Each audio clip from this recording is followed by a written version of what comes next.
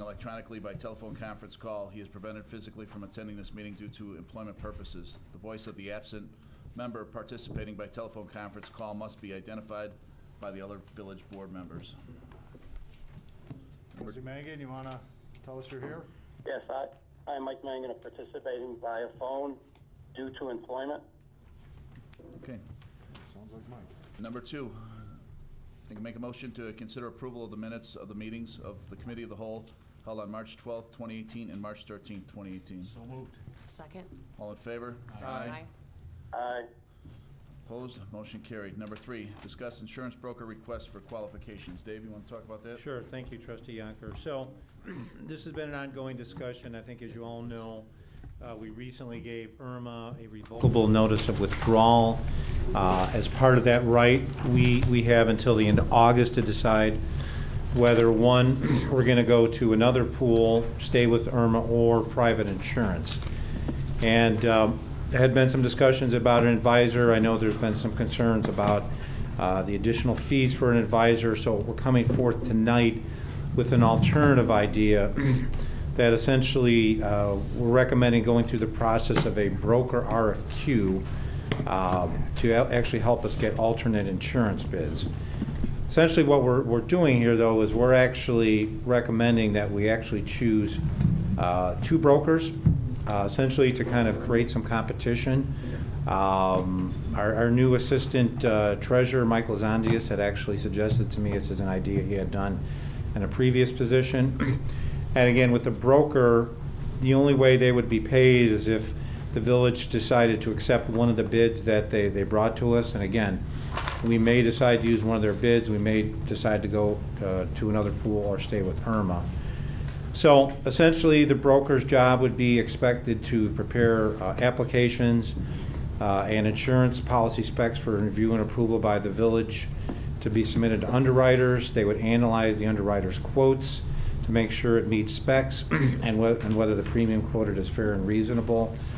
And the broker would also be expected to assist the village on a regular basis if they are chosen in terms of the annual negotiation with insurers, renewing contracts, validating premium notices, and coordinating claim procedures.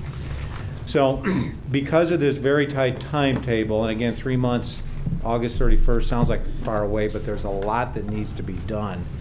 We really need to make a decision on our broker at our next meeting. So we've got a fairly tight timetable for bids to come in. What we would do is interview the firms that apply, and we would actually be looking at having at the committee the whole meeting before the 5th meeting, kind of a discussion of our recommendations, and then have the board vote on this June 5th. And then after that, the brokers would prepare the information. They would meet with staff, look to make sure we were putting together the best bid. They would look at all of our lines of insurance, make sure that they were appropriate, and they would actually go to underwriters, get bids back by the end of July, and then we would be bringing this back to Finance Committee meeting or Committee of the Whole in early August with a final decision at the end of August. So that's what our recommendation is for the board to consider. Dave, I had just two quick questions. Sure. You need some type of advisor or help. I know you had mentioned that at prior committee meetings. This broker thing that you're doing now, it's a request for qualifications from all interested parties, not just two people, right?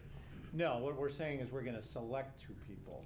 Yeah, this will go out to, the pool. Right. The pool of municipal brokers, like the pool of municipal advisors, is not a huge pool. Right. But I mean, we will basically solicit to all the ones that we're aware of. We're going to have actually kind of a conference call for those who are interested. I think we've got that set for early next week. And so yeah. So it will go to more than two, but we're recommending that we would actually pick two out of however many actually submit proposals. So you could do more than two if there were 3 good firms, or it's just...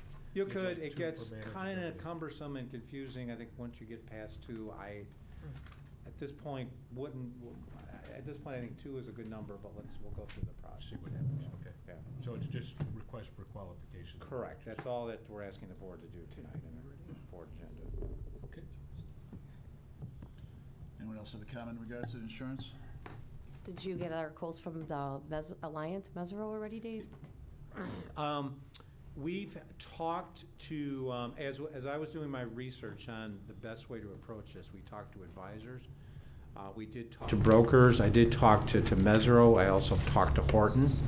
And they've given us kind of an informal idea on what they would do. We did not ask for a quote-unquote formal proposal as we're doing here. But, you know, they both of those firms, as well as groups like Gallagher, and I know there's a couple other firms that Michael and Hannah have found, all those will get a copy of our RFP. It says you're gonna narrow scope of time here and only 2 people. Are you gonna have enough time to get that together? Yes, yeah, we've got a timetable where these are interviewed, where the deadline's in a couple weeks. We'll be interviewing those really right after that, and yes, the good news is, because we're in a period of time where we have 3 weeks between our board meetings, gives us a little bit extra time to do this. So, yeah, we can, if the board approves tonight, we can get you a recommendation at the June 5th meeting.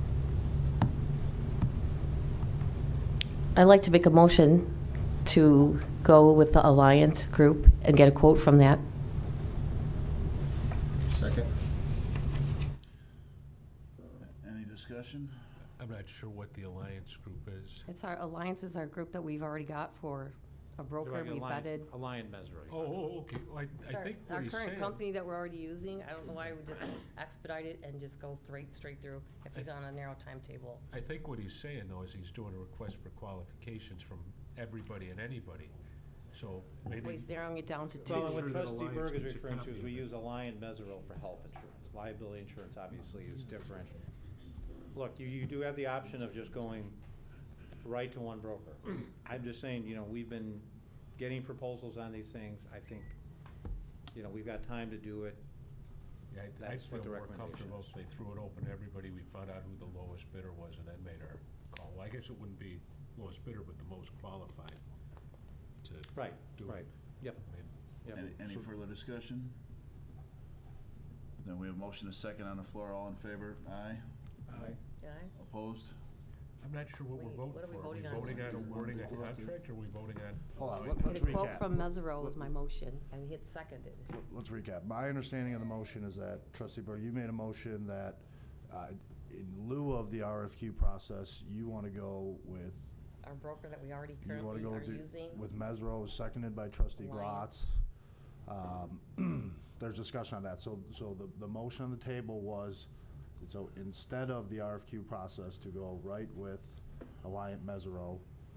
So that's a motion on the table, was open for discussion. I think it'd probably be better if we, redo the roll there, because I think there was some confusion, if you want to just call it again. So the vote here is Right, I to think I go get with, it. to go I with think I Alliant. get what we're voting on. We need a roll call on As a that then. discussion point, would that not then, Cindy, Yes, keep Mike. us from possibly finding a better, more qualified place or a No, broker? I'm just using the same broker we're already vetted and we are currently using.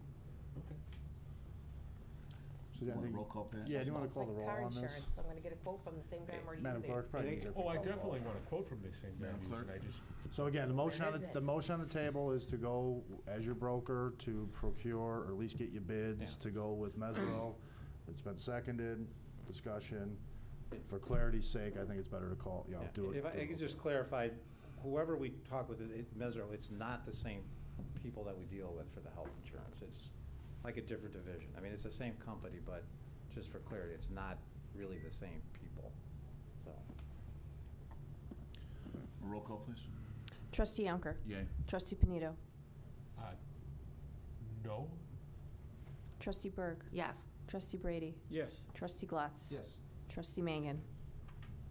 No. Motion carries. Number 4, discuss staff appointments. Dave, you've been a Okay, yep. proposal presented to us. So, may remember last year when we did staff appointments, we had talked about this. The mayor had asked me and staff to kind of look to see if there's a different way of doing the annual appointments. As I've mentioned to all of you, I've been in a number of communities, half dozen communities. It's a pretty unusual practice. you know, some communities do have annual appointments of upper management positions. A lot of them, really the communities I've all worked with, don't do any of this, but I'd just like to make a couple points out. You know, one is that Illinois really, in employment law, is considered an at-will state. So, in my opinion, really the practice of annual reappointments is unnecessary. Just because, again, an employee can be dismissed really for any reason, as long as it's not an illegal reason, discrimination, sexual discrimination, or the like. And the practice of annual reappointments, as Denise and I have gone through new recruitments, it's frequently raised as an issue of concern from prospective recruitment candidates. And putting yourself in their shoes, people are coming in from the outside. Some of them, even with our waiving of the residency requirement to have to relocate to the area, we're asking them to kind of come into a new position and the possibility of an annual reappointment, and after 6 months they could simply not be reappointed for something other than the fact that they're not being reappointed. So it becomes an issue, I think, every year internally. I think there's always, questions from some of our employees, am I going to be reappointment? So it's really a bit of a distraction, I think, for the employees and the management staff. But ultimately, I think, what I want to assure you, and we've talked about that, it's really my job and the department head's job to make sure that, if an employee is not performing properly and that behavior is not corrected, that obviously employees can be removed. And you don't have to do this by having this kind of annual marcation of a reemployment. So a middle ground position would be to do what we talked about earlier, which is essentially just continue with upper management. Just as a clarification, what I'm not suggesting at this time is not affecting the initial appointment of an employee. The board can still approve those. This is just really related to the annual renewal, which we typically do either in May or June. So that's my recommendation.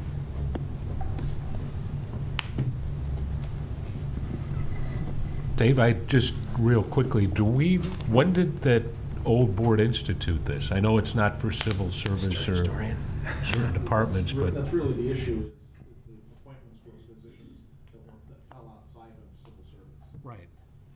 But when did they do it? Has it been around forever? It's been in place for at least 34 years. It was in place before I was here. Is it possible we get the minutes from those meetings and just kind of before we vote? And I just want to know why they did it and if it has value. I can see where it would hurt Like I said, recruitment. the origin, from the best that I can determine, is that it was addressing positions that were not part of civil service. Oh, no, I know what it addressed. I'm wondering why. Do you get what I'm saying? Why did they do it? Was there not a manager or something? Yeah, that's why I thought maybe the minutes from them might be helpful, but, I mean, it's certainly something to consider as it might help us with recruitment and, certainly. So you're looking for just direction on this, Dave, or? Yes, sir. Yeah, because there would be if you want to go down this area with the manager's recommendation, we'll put together some, it'd be a pretty extensive code, not extensive, that's probably the wrong word, but some significant code change, because a lot of those positions are codified. And if you give us that direction, we'll start working on that, and I'll give you the options of, the positions that Dave mentioned to remain as a yearly appointment and maybe take some of those out of the yearly appointment. So if you give us that direction, we'll work on that with the manager's office. Is everyone okay with that? Yes.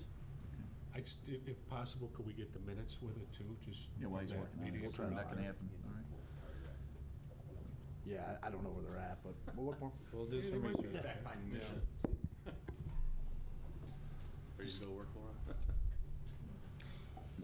Number 5, discuss emergency medical service request for proposal. Pat? Yeah, thank you, Trustee Yonker.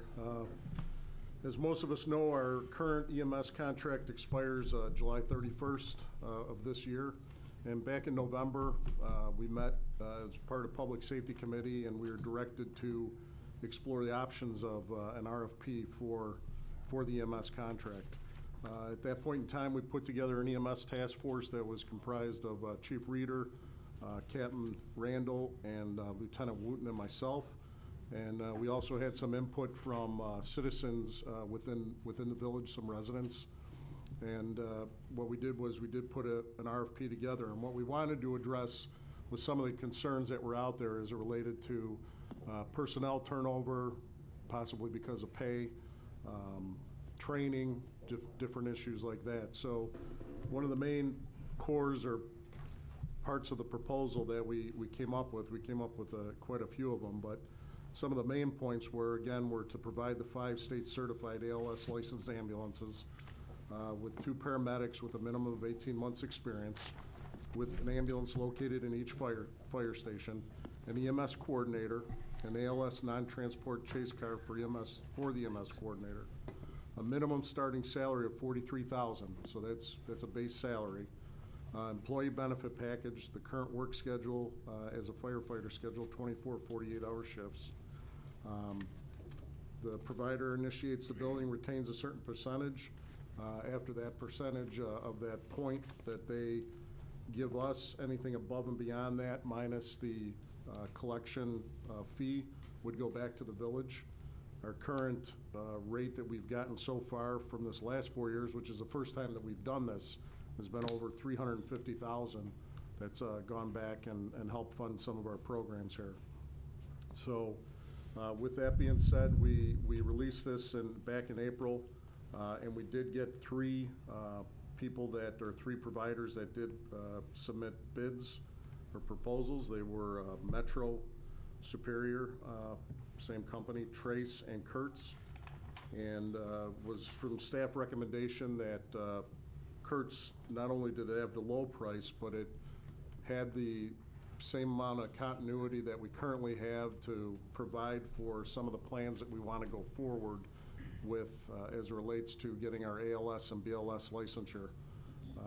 Kurtz is currently already here, our provider. With their price right now, their new price, it's going to save us over $400,000 first year alone. But not only that, we're going to get 4 new box-type ambulances, or 5 new box-type ambulances, which was a recommendation from our task force. And again, the emphasis being on the pay and benefits. So it was in our opinion of the task force that we'd recommend that Kurtz move forward to the board to approve for their contract. Board have any questions? So this is approximately $500,000 less than what we're currently paying, correct? So have we met with the contractor, they've come to that cost of $500,000 less, or? Yeah. I know that the dispatch, I know that we're handling that ourselves in-house now, right? Yeah, well, there's a possibility that we might extend the dispatching with them, because we're currently down 2 to 3 people in dispatch because of medical and resignation. So there's a possibility we might do that. But even if we utilize that service, we'd still save about $350,000, even with utilizing that EMD service. Being that this is considered a professional service, correct? So we don't have to take the lowest price? Don't have to, correct. Have you talked to them and gone over the pricing, or the other people that submitted, or? No, we didn't talk to them. We just talked as a group based, again, on the program of us going to an ALS, BLS licensure, being in the position that we already have this group in here. It would be a smooth transition moving forward with them in place, and that's what our recommendation was.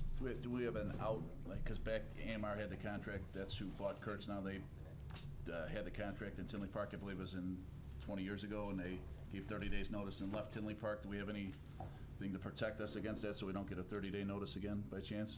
Yeah, I mean, just as our last contract did, and we also had a bond in there that insured any type of damages that we have that's in the RFP. But again, our contract states that they're allowed to give 30 days notice if they want to get out either or.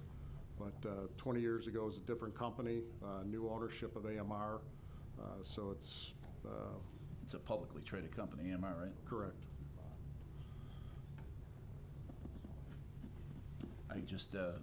I appreciate all the hard work that yourself and the committee put in there. There's a lot to go through on there, and I would just suggest that I just believe that the residents of Tinley Park deserve more, and I think that we should continue to have someone on the fire department as far as monitoring them, also be to continue to work towards the NALS engine and incorporate some of that. We've got qualified people that are in our stations already, and I just think that it's something that going forward, at least we should have someone watching it on the inside with some experience, some medical experience, you know. Yeah, I just wanna see absolutely, that. absolutely, Trustee Yonker, and as we discussed, that's our game plan as we start moving forward in this, is that we do transition this into the fire department, that it be under the fire department moving forward once we do move into that ALS, BLS licensure. Right, yeah, I don't want this to be about the cheapest price. It's life safety and, you know.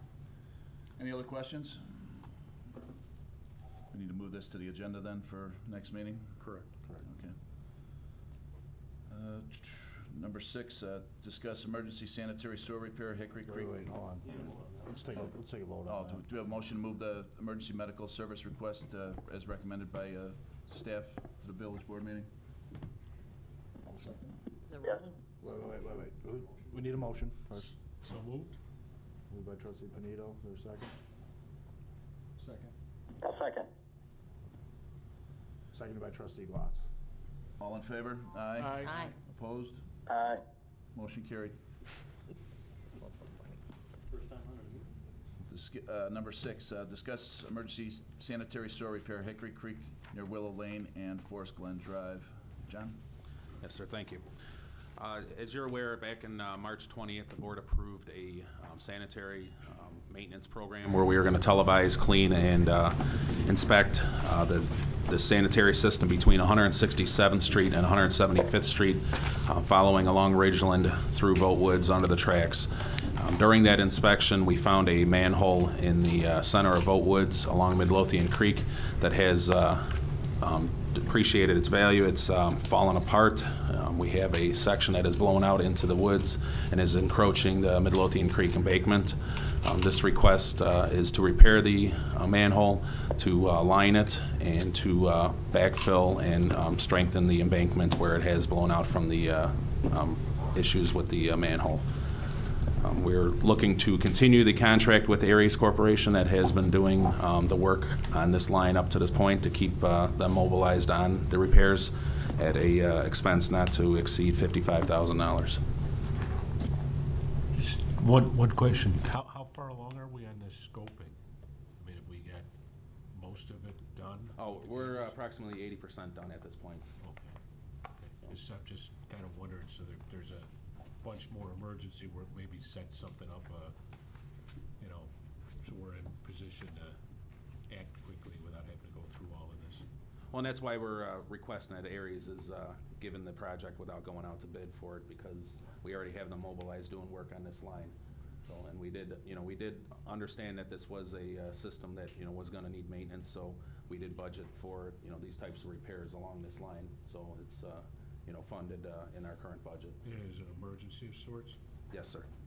And we've already contacted IEPA and Army Corps of Engineers because of the embankment issue. Thanks. At 80% being done, have they found other problems? Minimal. We had some sections that were filled with roots, so we're going to look in the future here at lining those sections where we had roots, you know, creeping into the line. We had some debris, you know, bricks, stuff that most likely has, you know, had some, you know, kids probably throwing stuff in sewer lids. I know this actual manhole that we're looking at, like I said, is in the middle of Vote Woods, where, you know, we got some kids in the area hanging out, and I'm sure because the lid was missing from this this manhole itself, more than likely we got random things getting thrown into this manhole. So that's probably what some of the debris that they found in the line where it came from. Okay. Motion to add this to the, make a motion to add this to the agenda. So moved. Second? All in favor? Aye. Opposed? Aye. Motion carried. Number 7, receive update on strategic plan. Dave? Sure. Everyone received a copy of our monthly or quarterly update on the strategic plan. Actually, in your packet, I think it also might be on the dais. The good news is I'm not going to go through all that, unless. But be glad to answer specific questions. But I did, you know, what we've been doing now is a few times a year, just kind of hitting some of the major highlights of it.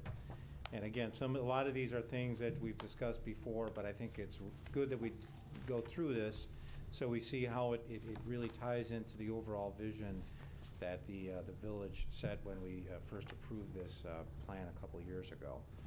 So the first couple items are related to our downtown, the plaza development, and I will tell you that, you know, staff has been working very hard behind the scenes with Lakota Group on the plaza development study.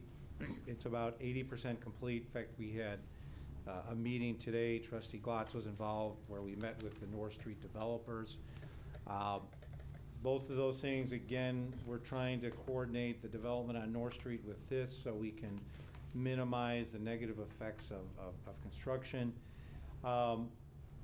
Where we left this and is that we're looking basically at a spring 2019 start.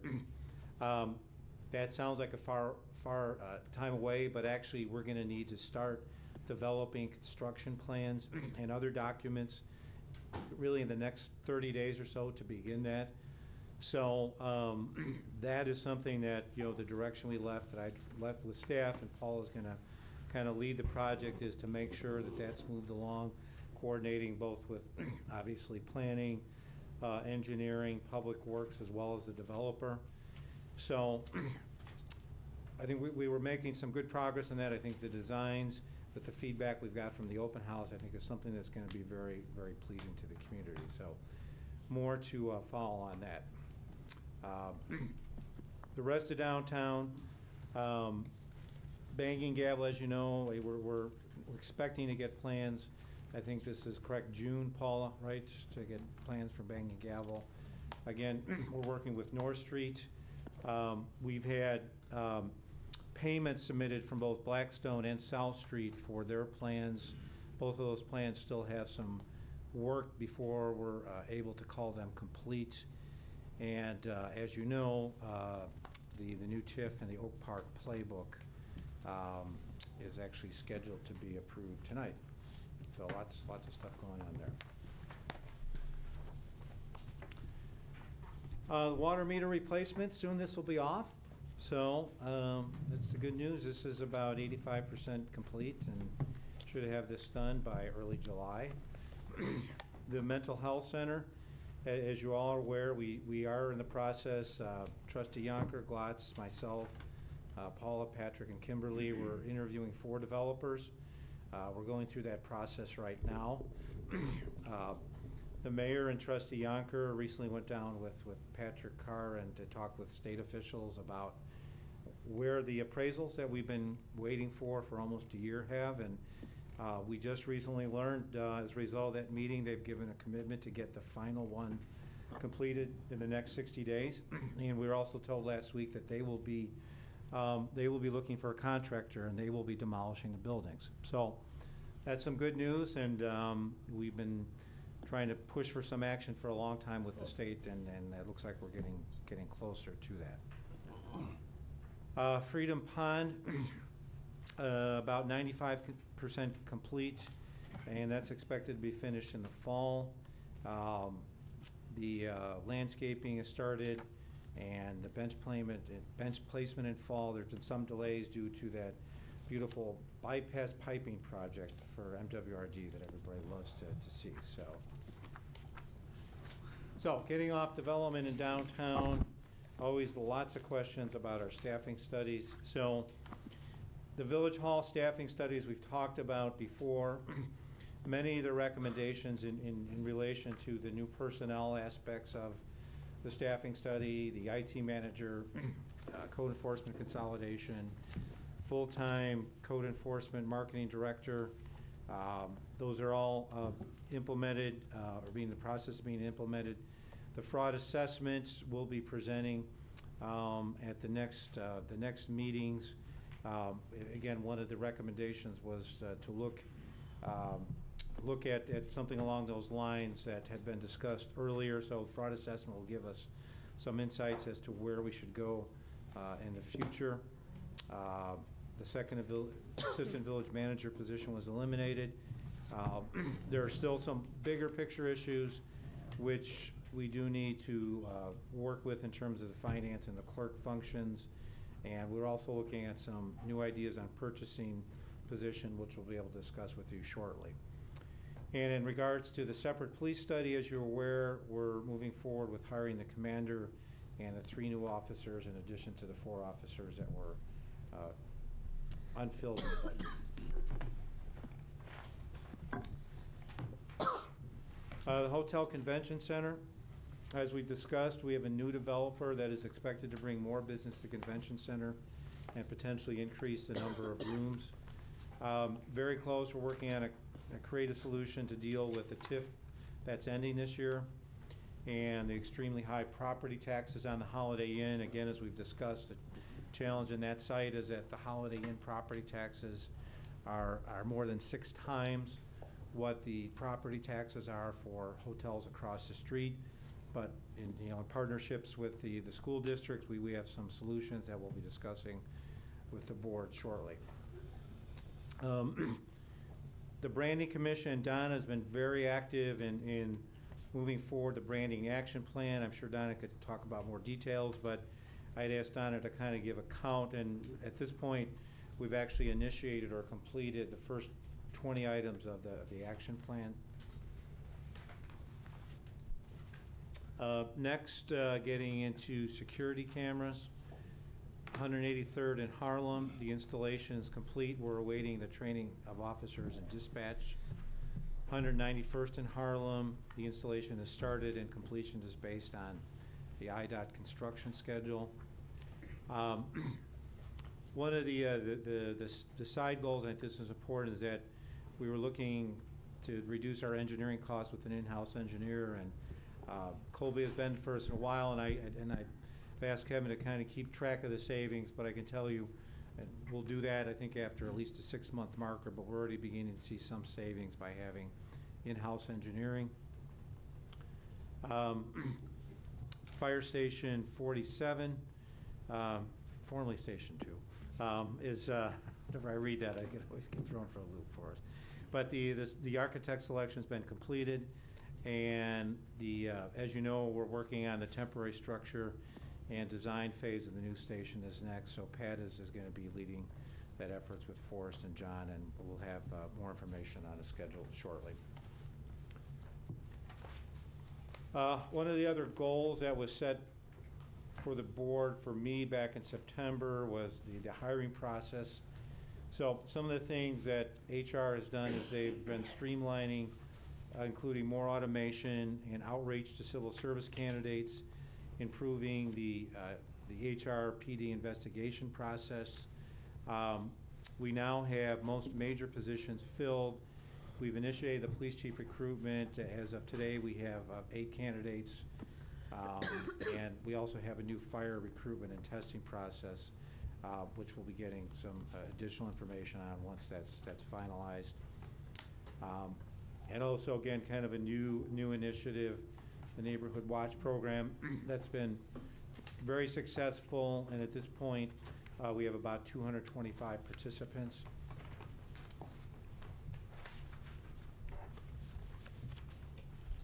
And lastly, this was both a strategic plan goal as well as one of the goals the board set back in September. Initiate advanced staff training, including customer service and succession planning.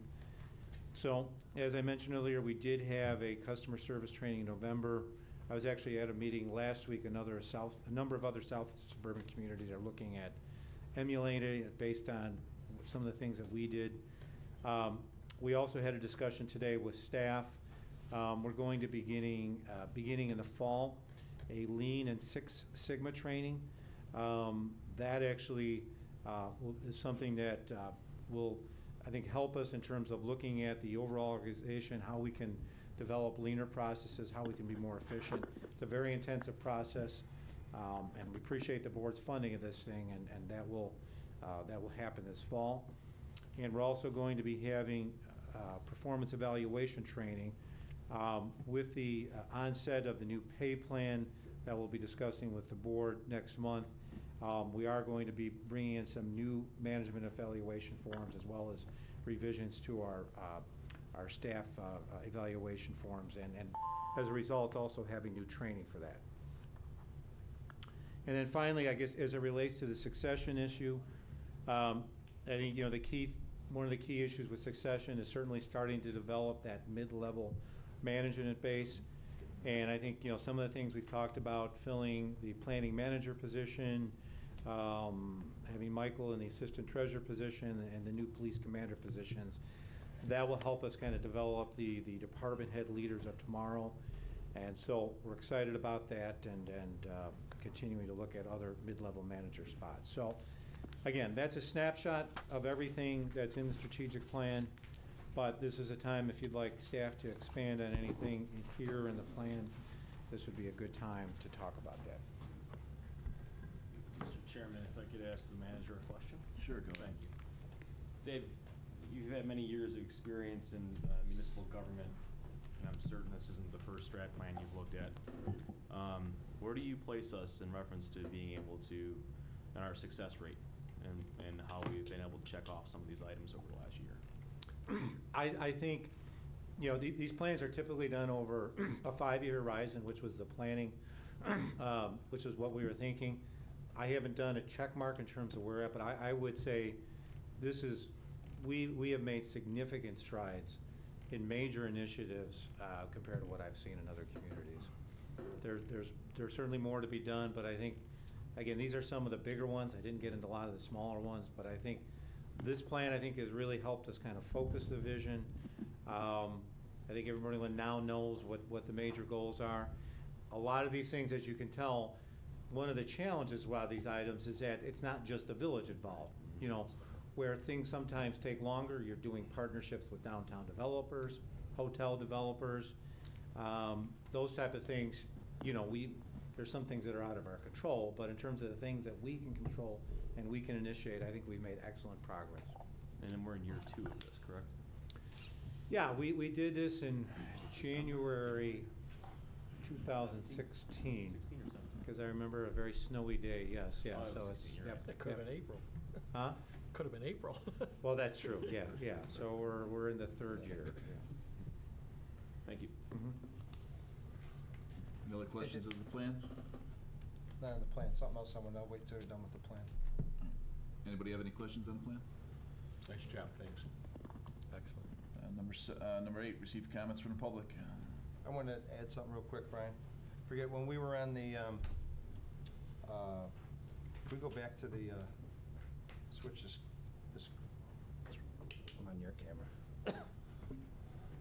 For the insurance broker RFQ, Dave, for the timeline of that, is there any way we can, since it's such a big ticket item, and you have listed August 7th to go to the Special Finance Committee? I think for something like that, we'd probably be better off if we do a cow and the whole board. Right. Go ahead. You were just talking about this, weren't you? About what we were going to do. Yeah, based on that motion tonight on the direction, I mean, we're gonna have to, I'm sure Mesereau's gonna have some kind of proposal that the full board will have to vote on. I mean, so that, that timeline, I don't have it in front of me. Yeah, But I think it just got a lot shorter. No, we'll have to do that, especially now that we're looking at not having a board meeting the first meeting in August. So I think having a cow to review that and anything else, I think would be a great idea. It's up to you guys, but that's fine. But your request is the full board, whether it come to the full board or a cow. Is that basically what you're saying? Okay. Especially because of the nature of this, we should. And then the other thing I want to kind of pigtail Dave on your discussion in regards to downtown.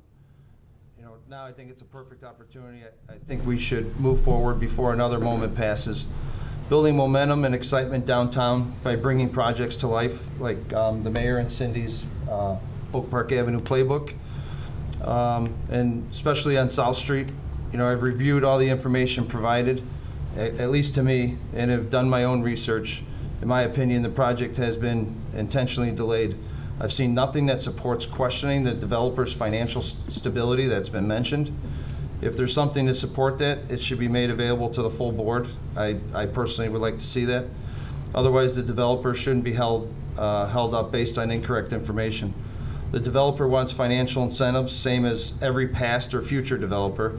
That makes them typical, not unusual. Mayor Vandenberg, Village Manager Niemeyer, and myself met with the developer back on January 19th, I believe it was. And as you heard 2 weeks ago, we all worked out a fair development deal at that meeting. However, that deal was never finalized. It was killed based on questionable and unsupported information. The developer and our staff have worked very hard to negotiate a deal, and we owe them at least an explanation. We should direct staff to finalize the agreement based on the agreed upon terms from the January meeting and bring it before the full board for a vote without further delaying this. Does anybody oppose directing Dave and staff to finalize the agreement and bring it to the board for a full vote?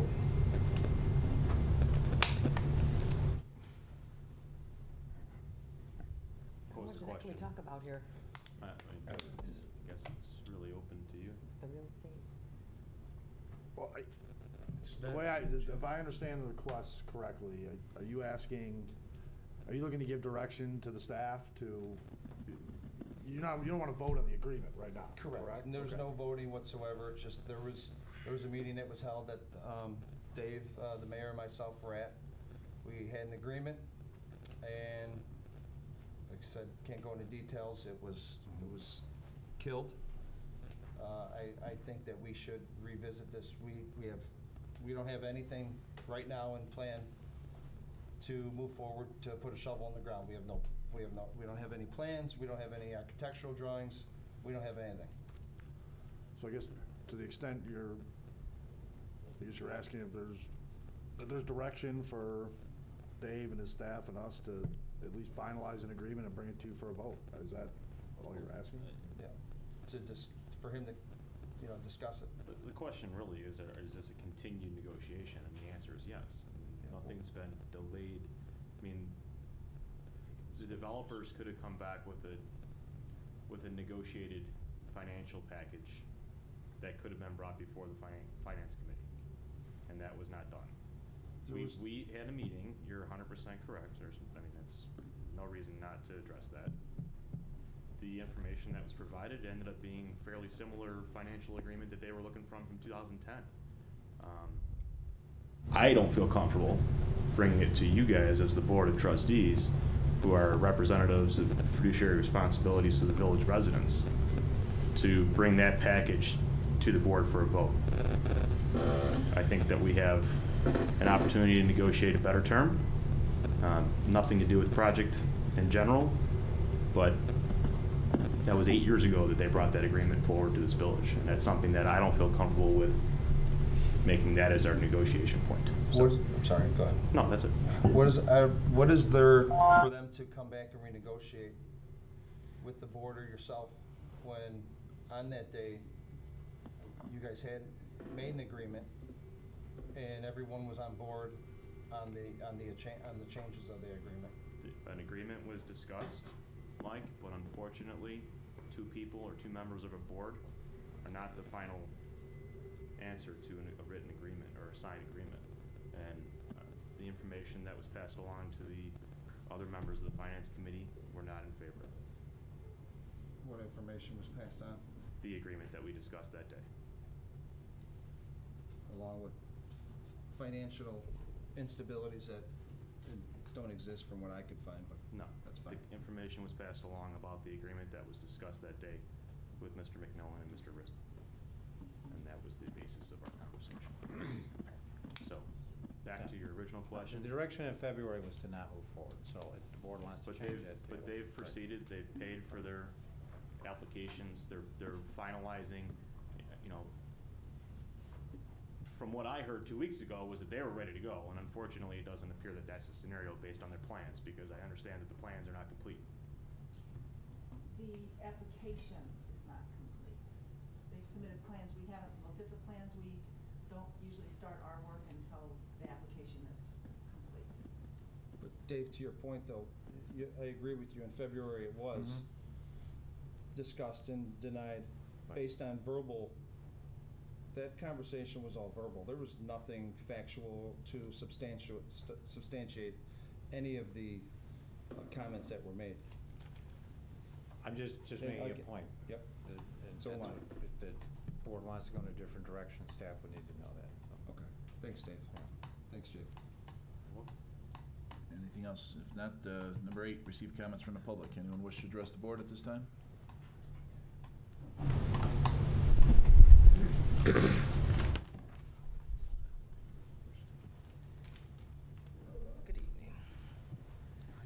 I wanted to just talk about the MS contract. And Pat, yeah, I do appreciate all the work, all the improvements. I think it is a great step in the right direction. But I just want to make it, put it out there.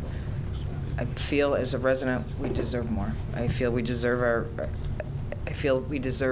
the same. I guess I look at the police and the firemen and the paramedics all the same in my book. They're all the same.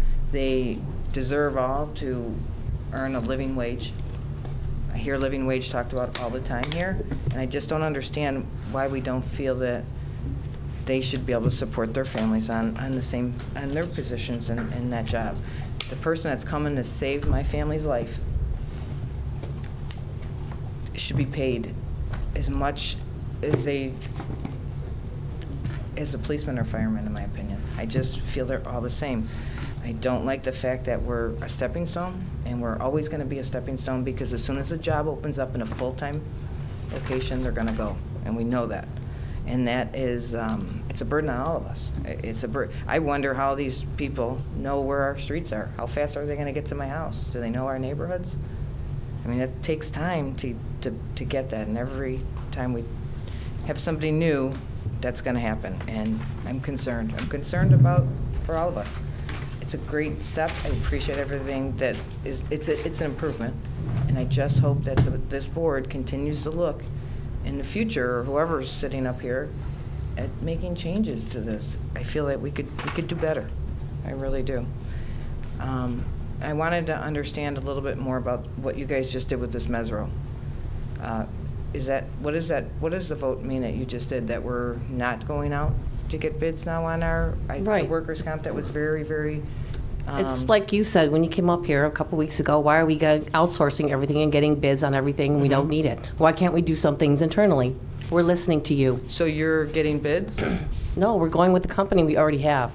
So then how were you listening to me? They're getting bids. They're a brokerage. They're going to Okay, so they're getting bids. Correct. They're getting the Thank bids. you. We already vetted them. We didn't hire a company. You that didn't was hire a proposed. company, you're asking them, but you're not We're giving them. listening to you. No, I appreciate that, I appreciate that. I thought you were just saying that you just decided to give them the business. No. And I was like, well, No. wait a minute, that's not what I said. Okay, I appreciate that. Because I have some other questions, I don't need to bring it to the board, but until we are fully staffed on our streets, I have to question every expense you guys are doing. Is it necessary? Is it required? Are we doing it because there's a strong need, more than figuring out where this money's gonna come to add to our police department? Everything we're doing downtown is awesome, and I'm part of that, and I'm so looking forward to those changes. But we're gonna add more and more people, and we're still short on, what's the plan to get the police on the streets, to cover all these people we're going to be bringing into our neighborhood? Because I don't hear that being discussed. What is your long-range plan for the safety of the residents? Not just on buildings and what you're going to build for us. What about the safety? What is this? What is that? Have we heard that? What is the long-range plan to get us up to the numbers? It was discussed. It was implemented. It's implemented over a 4-year period, if I remember correctly. It was less than 4.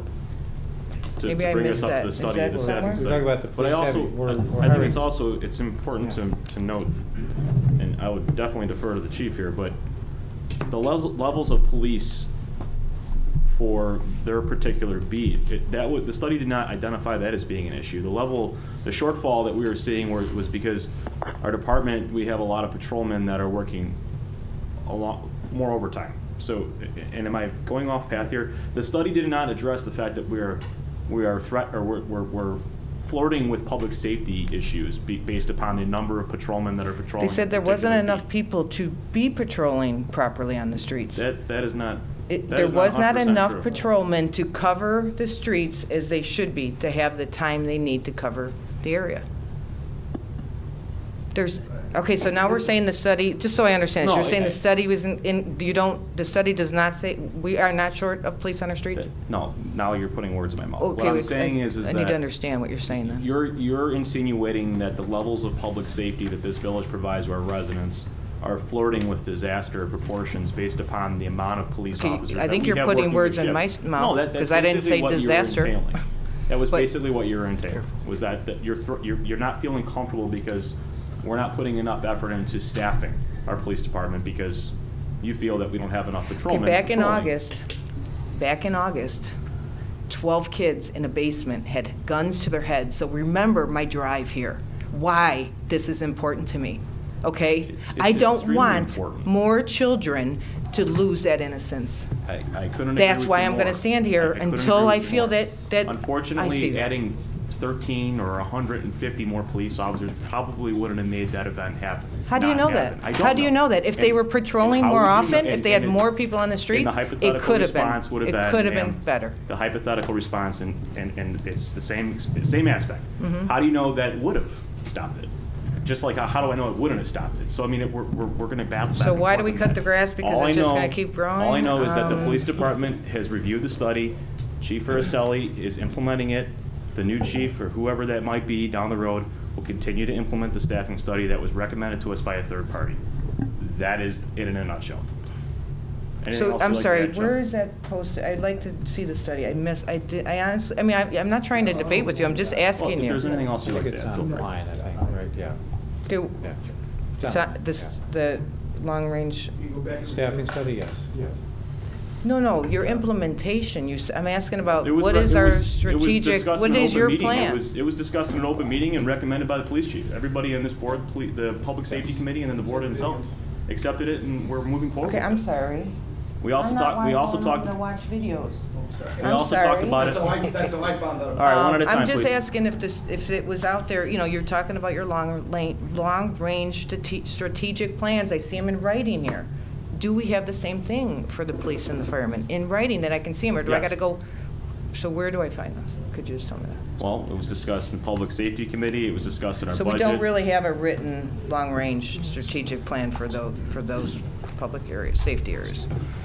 Is Chief, what you're is there anything saying? you'd like to add to that? I think there's kind of, we're already in semantics here. Is there not enough guys on the street? That's not the problem, is that and I think what we're trying to say, we're supplementing our patrolmen a lot with overtime. And that's where the issue becomes in, is that how many people we have out there is not the issues that we're backfilling with overtime because of the numbers that we have. And we need to have more officers by all means on the street so that we're not burdening all our officers with excessive amounts of overtime. It's gotten, that seems to be, to me, when I read the study, the two main issues that we read from it were supervision is, we don't have enough supervisors, and the number of officers we're filling with overtime to keep the community safe. And so like he said, he's correct. We have enough people in the sense that on a typical night, we have enough people to protect the town. The problem is that we're filling with overtime to create that situation, and that's why we need more officers. As far as the plan, I have no issue at any time, like I said, if the board directs me to sit down with any citizen and talk about the implementation that the board, puts forward. As far as where it's written, I wouldn't be able to tell you. I wasn't, acting at that point in time, so I wouldn't be able to, pass that information on you to be able to tell you where that actual written is. But I watched the board, hearings myself, and I know it was discussed on how we're going to go about implementing what the staffing study recommended. So I know it was discussed, and I know that it is in some of the board meeting minutes as far as where it ultimately was actually written down. I wouldn't be able to tell you that I wasn't part of that, but So you have the plan, it's just not, what year, how many years is it gonna take us to get built up? We have that. Absolutely. We've discussed that, and a lot of that's based upon, ability to pay, and how much money do we have coming in, how many people can I train at a certain time.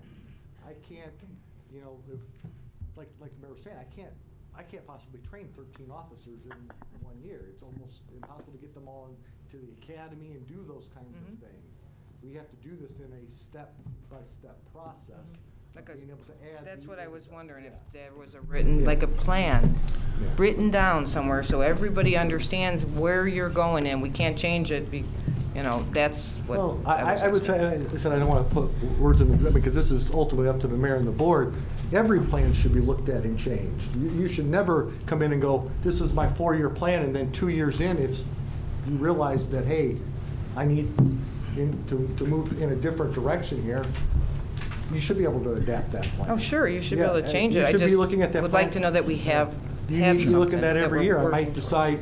Chief, you what- could probably sit down with Diane and go over it if you guys could. Absolutely. Okay. Yeah, Yeah. absolutely. I mean, it didn't take 17 years to get here, right? No. And not do we even want to close. wait 17 years to get out of this? Absolutely not. Because I would think we were trying to help them to get more places. If you want to sit down and talk to us, more than happy.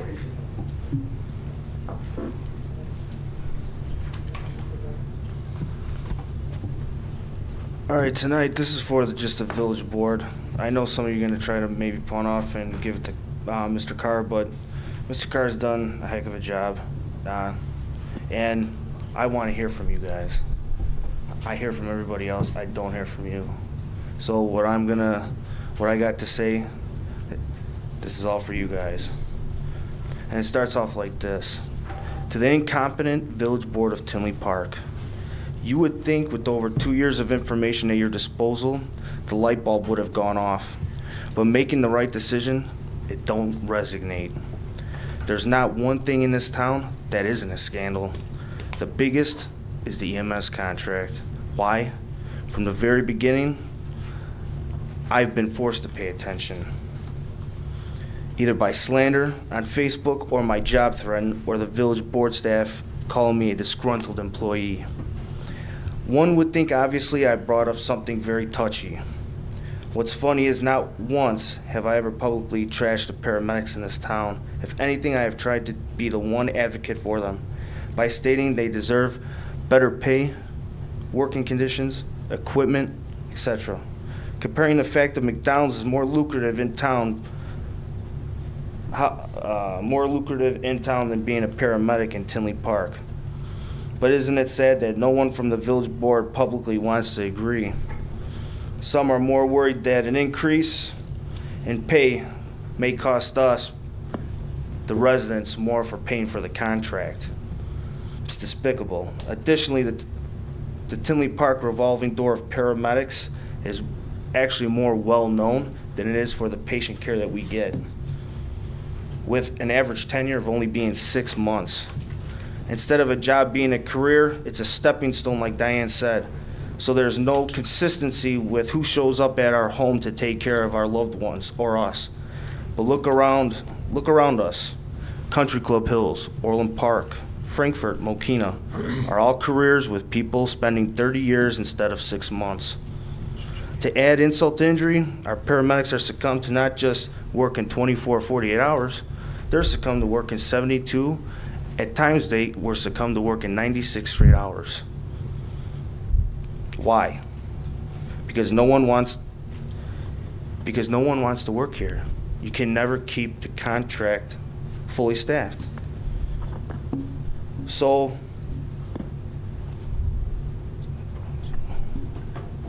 I know for a fact these surrounding communities that I just stated, they don't have this problem. Can you imagine your loved one going into cardiac arrest or having a stroke or heart attack with someone who was forced to work 72 to 96 hours straight? One, it's not healthy for the paramedic alone. Two, you think it's good for your loved one being taken care of? On top of that, most of the paramedics are working not just this job, they're working other jobs so they can support their family. Because the average salary is what, $34,000? Does the village board ever think about this? No. They're more interested in lying to everyone in this village that they're saving you money. Money being more important,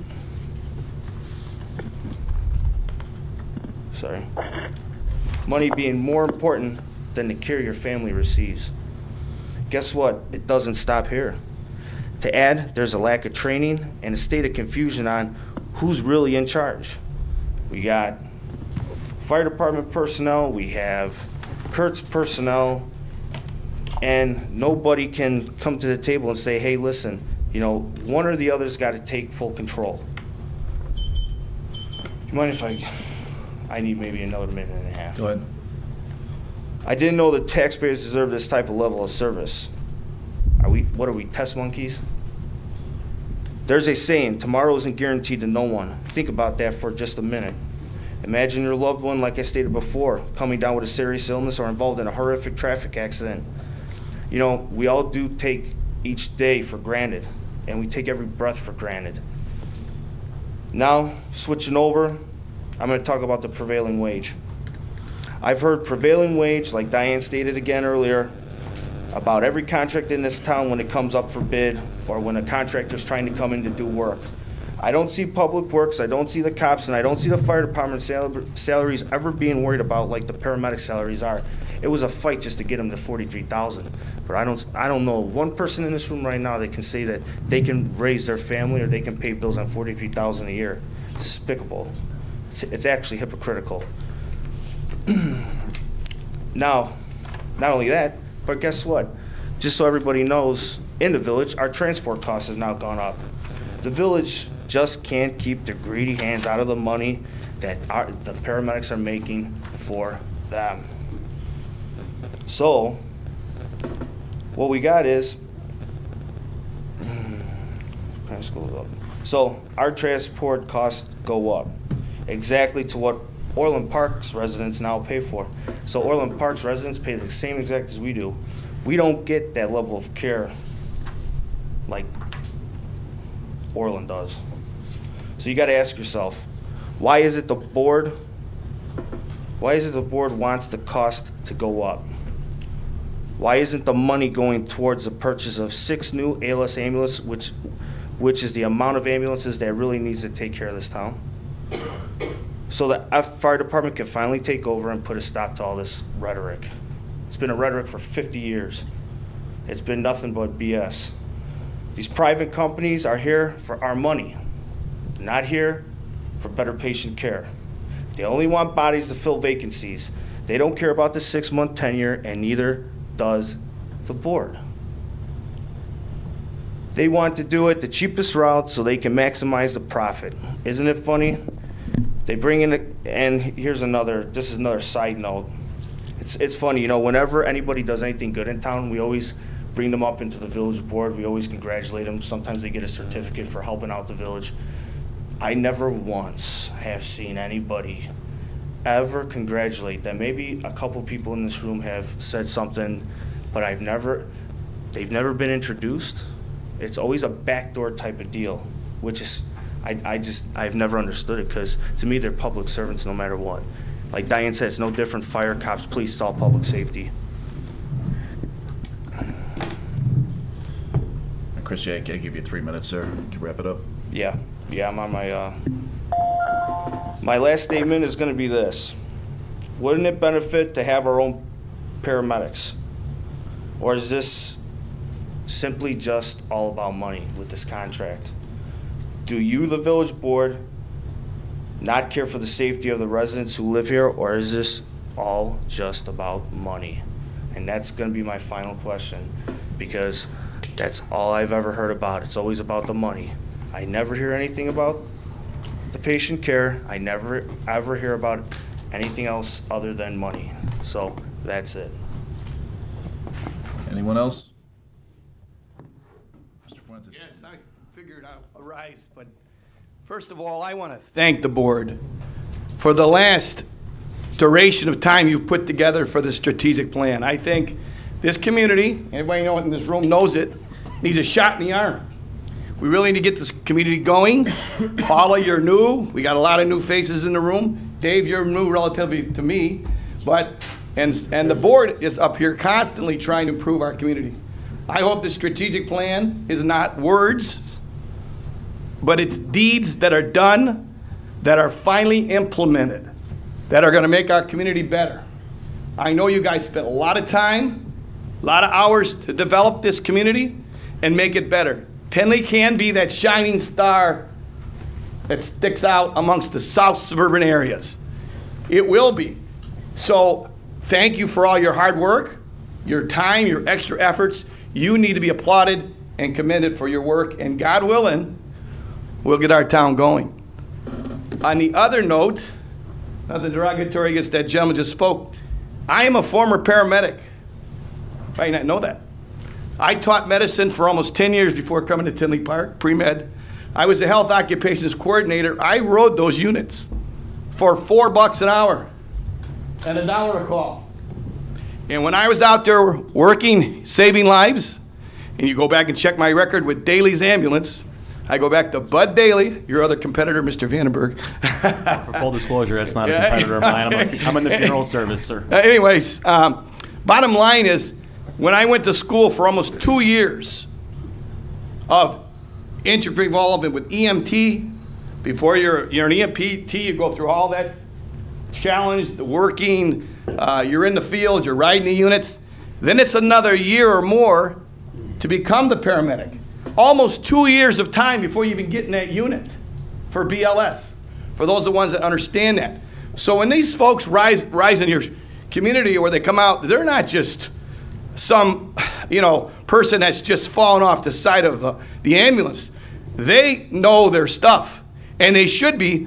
Otherwise, they wouldn't be professionals and be in those units.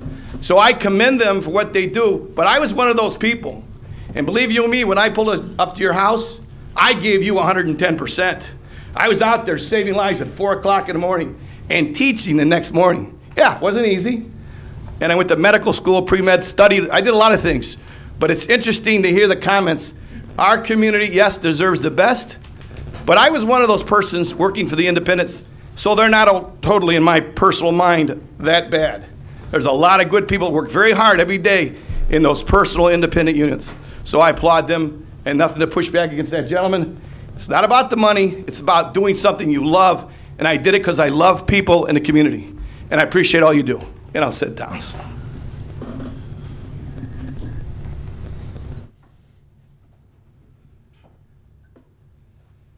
Evening. This is to the police study. There's 5 zones in Tinley. Is that how it's broken down? Depends on how it got, but A, B, C, D, E, F, and G, so technically. Technically 7 or 6. Okay. So as an example, let's say there's a car accident at 183rd and Ridgeland Avenue. So 3 cars are called to respond to that. And is it normally 1 car per zone? I'm not understanding the question. When a shift starts, is it normally 1 car is assigned per zone? Depends on the time of day, maybe. There are sometimes we have 2 cars per zone. It just depends on the time of day, how many we would have. Okay, But and I understand the yeah, ebb and yeah, flow yeah, of how it goes. But just as an example, even if there's 6 zones and there's at that current time when an accident occurs on 183rd and Ridgeland Avenue, 3 cars are called. That leaves 3 cars to patrol the entire village of 6 zones.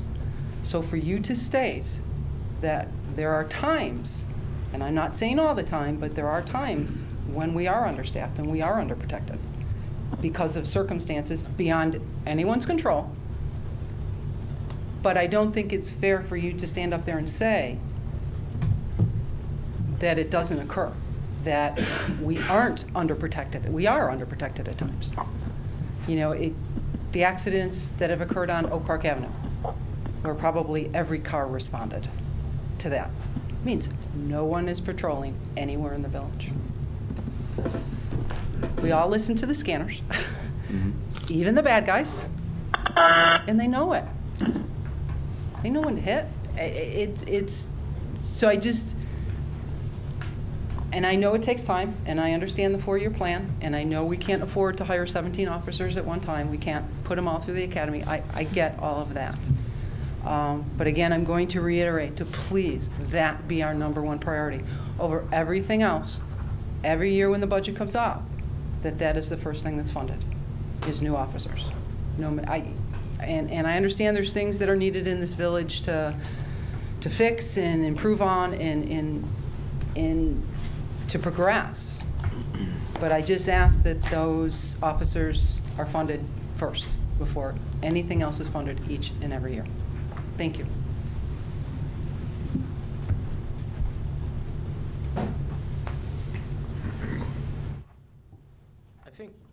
last possibly summer, there was some civilians that were recognized for saving a person's life. I don't know if any paramedics were, but at least some civilians were recognized up here. I remember that. So as far as Irma, Mr. Niemeyer, if we do leave Irma, we got the 800K we're taken back. We get that, correct?